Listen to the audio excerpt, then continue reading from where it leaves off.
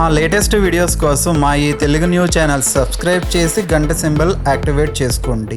రేపు సోమవారం రాత్రి పసుపు నీళ్లతో ఇలా చేస్తే 90 నిమిషాలలో సమస్యలు తీరిపోతాయి. సోమవారం రాత్రి పసుపు నీళ్లతో ఇలా చేస్తే మీ ఇంటిలోనికి డబ్బు వద్దన్నా వస్తూనే ఉంటుంది. పసుపు నీళ్లకు సంపదను ఆకర్షించే శక్తి ఉంది. వంటగదిలో ఉండే ముఖ్యమైన పదార్థం పసుపు. వంటల్లో ఉపయోగించే వస్తువుల్లో పసుపు ప్రధానమైనది. పసుపును వంటలలో, పూజలలో ఉపయోగిస్తూ ఉంటారు. ఆరోగ్యపరంగా, ఆధ్యాత్మిక పరంగా పసుపు మనకు ఎంతగానో మేలు చేస్తుంది. అలాంటి పసుపుతో రేపు సోమవారం రాత్రి ఏం చేయాలో ఈ వీడియోలో తెలుసుకుందాము. వారంలో ప్రతిరోజుకు ఒక విశిష్టత ఉంది. ఒక్కో రోజు ఒక్కో దేవునికి అంకితం చేయబడింది. సోమవారం శివుడికి ఇష్టమైన రోజు. ఈ సోమవారం రోజు శివుడిని నియమనిష్టలతో పూజిస్తే మీకు సకల సంపదలు కలుగుతాయి. అయితే కొందరికి జాతకంలో దోషాలు ఉండటం వల్ల కానీ, ఇంటి వాస్తు సరిగ్గా లేకపోవటం వల్ల కానీ సమస్యలు ఎదురవుతూ ఉంటాయి. మీరు జీవితంలో ఇంకా సెటిల్ అవ్వకపోవడానికి గల కారణం మీ వద్ద డబ్బు ఉండకపోవడానికి కారణం. మీ జీవితంలో అదృష్టం ఉండకపోవడానికి కారణం మీకు గ్రహాల అనుకూలత లేకపోవటం. కొన్నిసార్లు మనపై దైవ అనుగ్రహం ఉన్నా గ్రహాల అనుకూలత ఉండదు. అలాగే కొన్నిసార్లు ఇతరుల ఏడుపుల వల్ల కూడా మనం ఎదగలేకపోతూ ఉంటాము. గ్రహ, వాస్తు, నరదృష్టి వంటి దోషాల నుండి బయటపడడానికి సోమవారం పసుపు నీళ్లతో ఈ పరిహారం చేయండి. మీ జీవితం అద్భుతంగా మారుతుంది. మీరు ఎన్ని పూజలు చేసినా, పరిహారాలు చేసినా మీ జీవితంలో మార్పు రావటం లేదంటే దానికి కారణం మీరు పరిహారం చేసే రోజున కొన్ని నియమాలు పాటించకపోవటమే. రేపు సోమవారం మీరు పరిహారం చేశాక కొన్ని తప్పులను అస్సలు చేయకూడదు. శివుడికి ఇష్టమైన ఈ సోమవారం రోజు ముఖ్యంగా చేయవలసిన ఒక పని ఉంది. అదే జల అభిషేకం. మీకు తోచిన విధంగా ఇంటిలో ఉన్న శివలింగానికి అభిషేకం చేయండి. జలంతో, పెరుగు, పాలతో, చెరుకు రసంతో, పంచదారలతో ఇలా ఏదో ఒక దానితో శివుడికి అభిషేకం చేస్తే జన్మల పాపాలు తొలగిపోతాయి. మీ జీవితానికి మనశ్శాంతి లభిస్తుంది. సోమవారం శివుణ్ణి నియమనిష్టలతో పూజించాక రాత్రికి పసుపు నీళ్లతో ఈ పరిహారాన్ని చేయండి. మరి ఆ పరిహారం ఏమిటో, ఎలా చేయాలో తెలుసుకునే ముందు ఫ్రెండ్స్, మా వీడియో నచ్చితే లైక్ చేసి షేర్ చేయండి. అలాగే మా ఛానల్ని కూడా సబ్స్క్రైబ్ చేసుకుని మాకు సపోర్ట్ చేయండి. ఒక పవిత్ర కథను విందాం. ఫ్రెండ్స్, ముందైతే మా వీడియో నచ్చితే లైక్ చేసి షేర్ చేయండి. అలాగే మా ఛానల్ని కూడా సబ్స్క్రైబ్ చేసుకుని మాకు సపోర్ట్ చేయండి. అలాగే ఓం నమః శివాయ అని కామెంట్ చేయటం మాత్రం మర్చిపోవద్దు. అనగనగా ఒకానొక రాజ్యాన్ని ఒక ధర్మపరుడనే రాజు పరిపాలిస్తూ ఉండేవాడు. అతనికి 3 కొడుకులు. పెద్దవాళ్ళు 2 అహంకారులు, స్వార్థపరులు. కానీ 3వ కుమారుడైన సాగర్ మంచివాడు, దయగలవాడు. అన్నిటికన్నా ముఖ్యంగా అతను గొప్ప శివభక్తుడు. ప్రతి సోమవారం నియమనిష్టలతో శివుణ్ణి పూజించేవాడు. అమాయకత్వం అతనిలో ఒక లోపం అనుకునేవారు, కానీ అతని భక్తికి సాటి లేదు. రాజు వృద్ధాప్యంలో ఉండటం వల్ల తన తర్వాత రాజ్యాన్ని ఎవరికి అప్పగించాలో అని ఆలోచించాడు. మంచి రాజును ఎన్నుకోవడానికి 3కి 3 పరీక్షలు పెట్టాలని నిర్ణయించుకున్నారు. విజయం సాధించిన వాడికే రాజ్యం అని ప్రకటించాడు. రాజు తన 3 కుమారులను రాజ ప్రాంగణంలోనికి తీసుకుని వెళ్ళి 3 పక్షి ఈకలను గాలిలోనికి ఎగరవేశాడు. అవి ఏ దిక్కుకు వెళ్తే ఆ దిక్కులో వెళ్ళి శాలువా తీసుకురావాలని చెప్పాడు. మొదటి ఈక తూర్పు వైపు, రెండో ఈక పడమర వైపు ఎగిరింది. పెద్ద కుమారులు 2 ఆ దిశలో వెళ్ళిపోయారు. కానీ 3వ ఈక మాత్రం పైకి ఎగిరి తిరిగి అక్కడే నేల మీద పడిపోయింది. పెద్ద అన్నలు అది చూసి సాగర్ను ఎగతాళి చేసి వెళ్ళిపోయారు. సాగర్ మనసులో ఎంతో బాధపడి, ఓ పరమేశ్వర, నా ఈక నన్ను ఎక్కడికి వెళ్ళనీయకుండా ఇక్కడే పడిపోయింది. ఈ పోటీలో నేను ఎలా గెలుస్తాను అని ప్రార్థించాడు. దిగులుగా ఆ ఈకను చేతిలోనికి తీసుకోగానే ఆ నేల మీద ఒక తలుపు కనిపించింది. అతను ఆశ్చర్యపోయి ఆ తలుపు తీశాడు. దాని కింద ఒక సొరంగం మెట్లు కనిపించాయి. సాగర్ శివనామ స్మరణ చేస్తూ ఆ మెట్లు దిగి వెళ్ళాడు. లోపల ఒక గది ఉంది. అందులో నుండి కప్పల రాజును నేను, కష్టాలన్నీ తీరుస్తాను అని ఒక పాట వినిపించింది. సాగర్ లోపలికి వెళ్ళి చూడగా ఒక పెద్ద కప్ప కిరీటం పెట్టుకుని సింహాసనం మీద కూర్చొని ఉంది. దాని చుట్టూ చిన్న కప్పలు ఉన్నాయి. కప్పల రాజు సాగర్ని చూసి, నువ్వు ఎవరు, ఎందుకు ఇక్కడికి వచ్చావు అని అడిగింది. సాగర్ తన కథ, పరీక్ష గురించి అంతా చెప్పాడు. కప్పలరాజు అతని మాటలను విని అతని మంచితనాన్ని అర్థం చేసుకున్నాడు. కప్పలారా, నా మాయల పెట్టె తీసుకురండి అని ఆదేశించింది. కప్పలన్నీ కలిసి ఒక పెట్టెను మోసుకువచ్చాయి. కప్పలరాజు ఆ పెట్టెలో నుండి బంగారు దారాలతో అల్లిన ఒక అద్భుతమైన శాలువాను తీసి సాగర్కి ఇచ్చింది. ఈలోగా సాగర్ ఏమీ తేలేడు అనుకుని పెద్ద అన్నలు ఇద్దరు గొప్ప శాలువా కోసం శ్రమపడటం అనవసరం అని భావించి ఊరి సంతలో 2 సాదా శాలువాలు కొనుక్కుని వచ్చేశారు. రాజు ముందు సాగర్ తన బంగారు శాలువాను చూపించాడు. ఆ శాలువాను చూసి రాజు ఆశ్చర్యపోయి శభాష్ సాగర్ అని మెచ్చుకున్నాడు. మళ్ళీ రాజు 3 ఈకలను ఎగరవేశాడు. అవి గతంలో లాగానే పడ్డాయి. పెద్ద అన్నలు ఇద్దరూ మళ్ళీ 2 దిక్కులకు వెళ్ళిపోయారు. సాగర్ మళ్ళీ తన ఈక పడిన చోట ఉన్న తలుపును తెరిచి కప్పలరాజు దగ్గరికి వెళ్ళాడు. ఈసారి కూడా కప్పలరాజు తన పెట్టె నుండి వజ్రాలు పొదిగిన అద్భుతమైన ఉంగరాన్ని తీసి సాగర్కి ఇచ్చారు. ఈసారి కూడా పెద్ద అన్నలు సాదా ఉంగరాలతో వచ్చారు. రాజు సాగర్ ఉంగరాన్ని చూసి శభాష్ అని పొగిడాడు. చివరి పరీక్ష కోసం రాజు మళ్ళీ ఈకలను ఎగరవేశాడు. 3వ ఈక మళ్ళీ అదే చోట పడింది. సాగర్ కప్పలరాజు దగ్గరకు వెళ్ళి తన పరీక్ష గురించి చెప్పాడు. కప్పలరాజు చప్పట్లు కొట్టి ఒక పల్లకిని తీసుకురమ్మని చెప్పింది. తన కూతురు ఆడకప్పను ఆ పల్లకిలో కూర్చోమన్నాడు. సాగర్ చేసేదేమీ లేక ఆ కప్పల పల్లకి వెనకే వెళ్ళాడు. పెద్ద అన్నలు ఇద్దరూ తమతో పాటు అందమైన అమ్మాయిలను తీసుకొచ్చారు.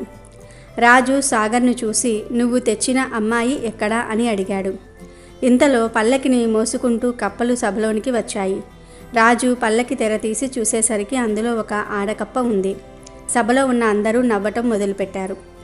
అందరూ నవ్వుతూ ఉండగానే ఆ పల్లకిలో ఉన్న ఆడకప్ప బయటకు దూకింది. అలా దూకిన మరుక్షణమే ఒక దేవతలాంటి అందమైన యువతిగా మారిపోయింది. ఆమె సౌందర్యం చూసి సభలోని వారందరూ కూడా ఆశ్చర్యపోయారు. రాజు సాగర్ను తన తర్వాత రాజుగా ప్రకటించాడు. కానీ పెద్ద అన్నలు ఇద్దరూ తమ ఓటమిని అంగీకరించలేకపోయారు. వాళ్ళు రాజుపై కత్తులు దూసి, ఇక నుంచి మేమే రాజులం, మీరు ఈ రాజ్యాన్ని విడిచి వెళ్ళండి అని అరిచారు. అప్పుడు ఒక అద్భుతం జరిగింది. పల్లకిని మోసుకు వచ్చిన కప్పలన్నీ సైనికులుగా మారి పెద్ద కుమారులను బంధించాయి, రాజును రక్షించాయి. కప్పల రాజు, ఈ అమ్మాయి ఒక శాపం కారణంగా కప్ప రూపంలో ఉంది. సాగర్ మంచితనం వల్ల ఆ శాపం తొలగిపోయింది. సాగర్ నిజమైన ధర్మపరుడు, ఇతడే ఈ రాజ్యానికి నిజమైన వారసుడు అని చెప్పింది. సాగర్ భార్యగా మారిన కప్ప అతని భక్తిని గురించి చెప్పింది. ప్రియమైన రాకుమారా, నువ్వు కేవలం 3 పరీక్షల్లోనే కాదు, మా నాన్నగారిని రక్షించటంలో కూడా విజయం సాధించావు. నీ శివభక్తి నీకు అన్నిటికంటే పెద్ద బలం.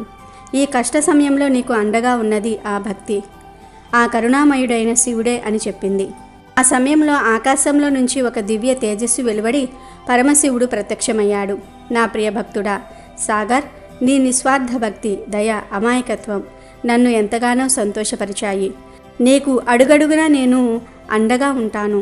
కప్పరాజు మరియు ఆమె కుమార్తెకు ఉన్న శాపాన్ని తొలగించింది కూడా నేనే. నువ్వు నీ రాజ్యాన్ని ధర్మబద్ధంగా పాలించు. నీ భార్య నీకు అన్ని విధాలా తోడుంటుంది. నీ జీవితంలో ఎప్పటికీ ఆనందము, విజయము ఉంటాయి అని ఆశీర్వదించాడు. పరమశివుడి ఆశీర్వాదంతో సాగర్ రాజుగా పట్టాభిషిక్తుడయ్యాడు. అతని అన్నలను దేశం నుండి పంపి సాగర్ ఆనందంగా, ధర్మబద్ధంగా తన రాజ్యాన్ని పరిపాలించాడు. కప్పల రాజు కూతురు కూడా సాగర్తో కలిసి తన రాజ్య ప్రజలకు సేవ చేసింది. శివుడి దయ వల్ల సాగర్ జీవితం సుఖ సంతోషాలతో నిండిపోయింది. ఇక ఈ సోమవారం రోజు రాత్రి అందరూ భోజనం చేశాక వంటగదిని శుభ్రం చేసుకొని కాళ్ళు చేతులు కడుక్కోండి. ఇప్పుడు ఒక గాజు గ్లాసును తీసుకోండి. ఈ పరిహారానికి గాజు గ్లాసునే ఉపయోగించాలి. ఎందుకంటే గాజు గ్లాసు త్వరగా నెగిటివ్ ఎనర్జీని అట్రాక్ట్ చేస్తుంది. ఆ గాజు గ్లాసులో పసుపు వేయండి. అందులో కొన్ని వాటర్ వేయండి. ఇప్పుడు అందులో ఉప్పు వేయండి. గల్లులుప్పు వేయాలి. పసుపు మరియు ఉప్పు చాలా శక్తివంతమైనవి. ఇవి 2 లక్ష్మీదేవికి కూడా చాలా ఇష్టమైనవి. ఉప్పు మీకు ఉన్న దరిద్రాన్ని తొలగించడానికి సహాయం చేస్తుంది.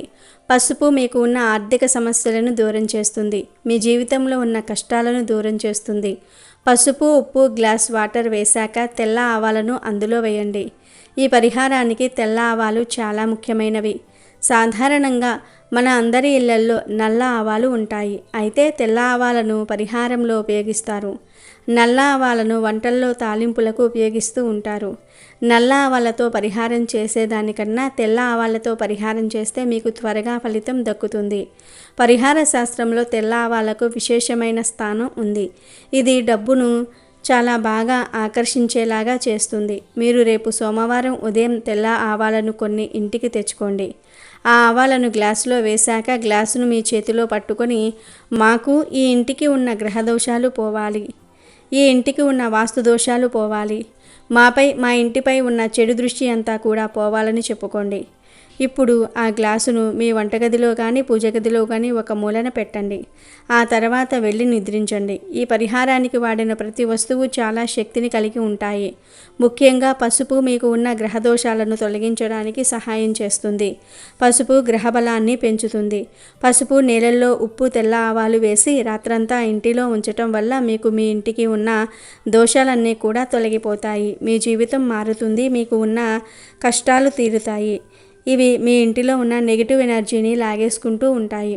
ఇక మరుసటి రోజు అంటే మంగళవారం ఉదయం చీకటిగా అనగా తెల్లవారుజామునే నిద్రలేచి ఆ గ్లాసు వాటర్ను మీ ఇంటికి దూరంగా ఉండే ఖాళీ ప్రదేశంలో పడవేయండి. లేదంటే పారే నీటిలో పడేసి వెనక్కి తిరిగి చూడకుండా ఇంటికి వచ్చేయండి. ఆ గ్లాసును నీటిగా కడిగి బయట వదిలివేయండి. తర్వాత ఇంటిని శుభ్రం చేసుకోండి. ఈ పరిహారం మీ ఇంటిలో వారు ఎవరైనా సరే చేయవచ్చు. ఎవరు చేసినా ఫలితం దక్కుతుంది. అయితే పరిహారం చేస్తున్నట్లు కానీ ఎవరికి చెప్పకూడదు. ఇలా ప్రతి సోమవారం చేయటం వల్ల మంచి జరుగుతుంది. మీకు ఉన్న దోషాలన్నీ కూడా నెమ్మదిగా తొలగిపోతాయని పండితులు చెప్తూ ఉన్నారు. మీరు మంచి అభివృద్ధిని కూడా చూస్తారు. ఆనందమైన జీవితాన్ని గడుపుతారు. మరి ప్రతి ఒక్కరూ కూడా రేపు సోమవారం రాత్రి పసుపు నీళ్ళతో ఈ పరిహారాన్ని చేయండి. మీకు ఉన్న సమస్యలను దూరం చేసుకోండి. మంచి జీవితాన్ని పొందండి. ఆర్థిక పరంగా వృద్ధి చెందండి. ఆనందంగా జీవించండి. సోమవారం రోజు చేతిలో ఈ ఒక్క ఆకును పట్టుకొని ఏ కోరిక కోరుకున్నా నెరవేరుతుంది. కోరుకున్నది తప్పక జరిగి తీరుతుందని పండితులు అంటూ ఉన్నారు. వృక్షాలలో కొన్ని వృక్షాలకు అతీత శక్తులు ఉంటాయి. కొన్ని వృక్షాలు మన మాటలను వినగలవు. మరికొన్ని చెట్లు మన కోరికలను తీర్చగలవు. అసలు సోమవారం రోజు ఏ ఆకును చేతిలో పట్టుకుంటే కోరికలు నెరవేరుతాయో ఇప్పుడు మనం ఈ వీడియోలో తెలుసుకుందాం. సోమవారం అనేది పరమేశ్వరుడికి ఎంతో ఇష్టమైన రోజు. ఈ రోజు శివుణ్ణి నిష్టగా కొలుచుకోవాలి. భక్తి శ్రద్ధలతో ఆరాధించుకోవాలి. వృక్షాలలో జీవం ఉంటుందనే విషయం అందరికీ తెలుసు. తాను వృక్షాలలో రావిని అని సాక్షాత్తు శ్రీకృష్ణ భగవానుడే చెప్పాడు. ప్రకృతిలో భాగమైన చెట్లకు అతీత శక్తులు ఉంటాయి. చెట్ల నుండి వచ్చే ఆకులు, పువ్వులు, కాయలు, పండ్లు, చెక్కలు ఇలా ప్రతిదీ కూడా మానవుడికి ఎంతగానో ఉపయోగపడుతూ ఉంటాయి. అయితే కొన్ని చెట్లకు ప్రత్యేక శక్తులు ఉంటాయని శాస్త్రాలు చెప్తూ ఉన్నాయి. ప్రత్యేకించి సోమవారం రోజు బిల్వ వృక్షానికి అంటే మారేడు చెట్టుకి ఎంతో శక్తి పెరుగుతుంది. సోమవారం రోజు తీరని కోరికలు ఉన్నవారు ఉదయం ఒక మారేడు చెట్టు దగ్గరకు వెళ్ళి ఫ్రెష్గా ఒక మారేడు ఆకును కోసి మీ చేతిలో పట్టుకొని 11 సార్లు మీ కోరికను చెప్పుకోండి. ఈ మారేడు ఆకును ఆ రోజంతా కూడా మీతో పాటే ఉంచుకొని సోమవారం సాయంత్రం ప్రదోష కాలంలో శివపూజ చేసి శివునికి ఈ ఒక్క ఆకును సమర్పించండి. ఇంట్లో శివలింగం ఉంటే శివలింగానికి లేదా శివుడి ఫోటోకి పూజ చేసి ఈ మారేడు ఆకు సమర్పించి మరొక్కసారి మీ కోరికను చెప్పుకోండి. అంతే. ఇలా చేస్తే తప్పకుండా మీకు ఉన్న కోరిక అనేది నెరవేరుతుంది. శివుని అనుగ్రహంతో సకల ఐశ్వర్యాలు సిద్ధిస్తాయి. గుర్తుపెట్టుకోండి, ప్రదోష కాలంలో ఇప్పుడు మనం చెప్పుకున్న విధంగా చెయ్యాలి. అదేవిధంగా ప్రదోష కాలంలో శివుడికి పెట్టే దీపం అనంతమైన ఐశ్వర్యాన్ని ఇస్తుందని, తరతరాలకు తరగని సిరి సంపదలను ఇస్తుందని మన పెద్దలు చెప్తూ ఉన్నారు. కాబట్టి సోమవారం రోజు ప్రదోష కాలంలో శివుడికి మారేడు దళాన్ని సమర్పించి ఆ మారేడు ఆకుపై దీపం వెలిగించినట్లయితే, అది కూడా ప్రదోష సమయంలో శివుడికి ఎంతో ఇష్టమైన ఈ ప్రదోష సమయంలో వెలిగించి మీ కోరికను చెప్పుకున్నట్లయితే ఆ కోరిక ఖచ్చితంగా తీరుతుంది. మీకు సిరి సంపదలు భోగభాగ్యాలు కలుగుతాయని పెద్దలు చెప్తూ ఉన్నారు. కాబట్టి మీరు కూడా సోమవారం రోజు ఈ విధంగా చేసి కోరికలను నెరవేర్చుకుని సంతోషంగా జీవించండి. వీడియో నచ్చితే లైక్ చేయండి, షేర్ చేయండి, బట్ సబ్స్క్రైబ్ చేసుకోవడం మర్చిపోవద్దు.